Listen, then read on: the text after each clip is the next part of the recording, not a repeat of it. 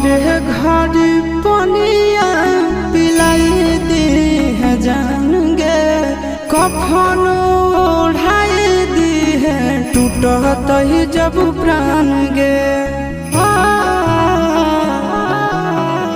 मरे घर पनिया पिलाई दी है जान गे, कफन ओढ़ाई दी है टूटत ही जब प्राण गे।